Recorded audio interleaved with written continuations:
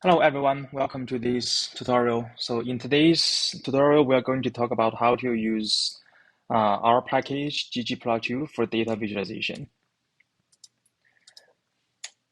So we're going to talk about the background of this package and the basic grammars, and we're going to show some basic elements by some examples of how to use the code or how to use the terminology to define a plot. Then at last, we are going to demonstrate what we can do by using this package.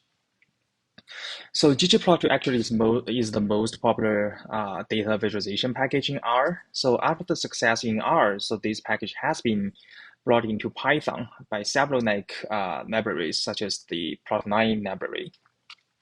So the ggplot2 actually implement the creation of plots based on the principles of the grammar of graphics.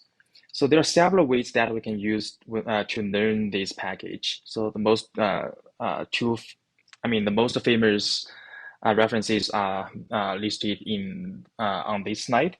And there's another resource that we can learn the recent development or advances for ggplot2, which is a community. Which can be reached out by this link.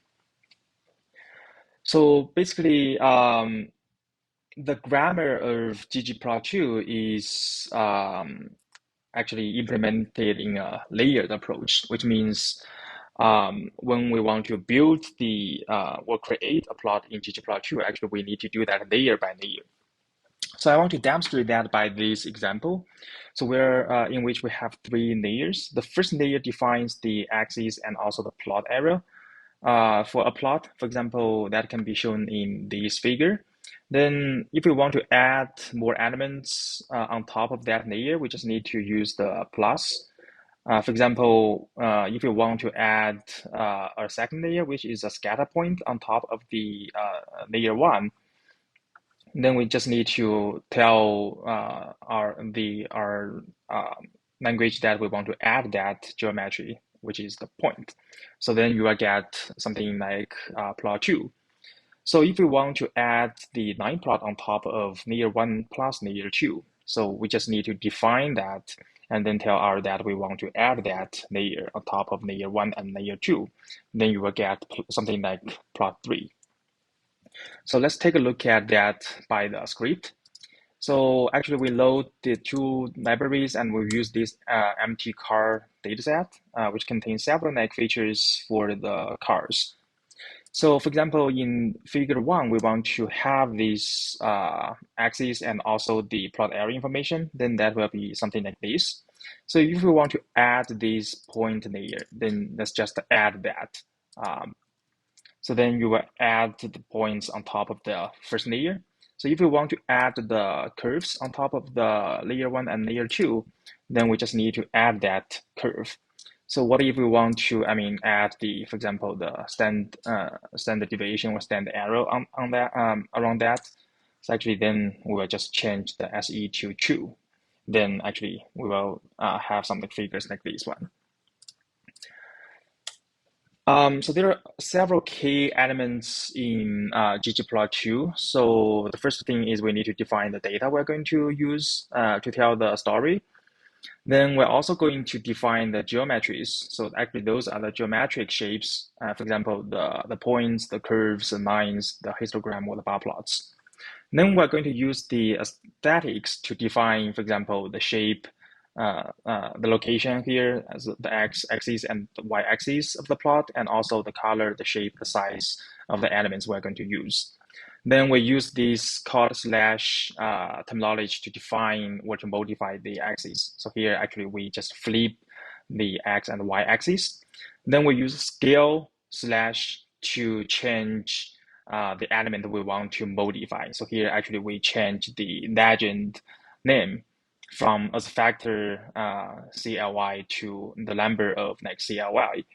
Then the theme, actually, the theme code or the theme terminology can change almost anything in a plot. So in this example, actually, we changed the position of the legend, and we also changed the background. We actually removed the background, and we also changed the direction of this legend. So there are several other things that we can use in ggplot2, such as the statistical transformations and also the facet to group the plots. So here in this example, I'm going to show you how to use different things and what we can get by modify something. So actually, if we comment out these additional things, then the original plot we are going to have is something like this. The x-axis is the weight, the y-axis is the miles per hour, the miles per gallon. So if we add this one back, so we are going to have something like this. So we want to switch the x and y-axis. So then here, actually we flipped the axis and the y-axis. So if we want to, so here, as we can see that the legend title is as factor CYL. So what if we want to, change the title of this thing? So then we can see that we change the title to the number of CYLs. Then what if we want to change several other things, such as the position of this legend, the background of this legend, and also the direction of this legend. So if we use this terminology with this code, then we will, move this legend to the top right color and remove the legend and also change the direction. So there are a lot of things that you can implement based on top of this code. So please just play with it after this tutorial.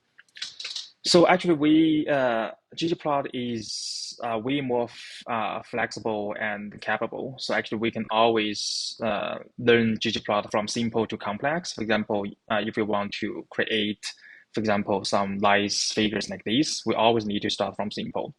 Then actually, ggplot2 can generate various kinds of like plots, such as shown in something shown here.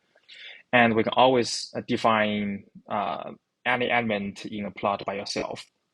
So in the following or in the follow-on tutorial, we want to have a deep dive into this package.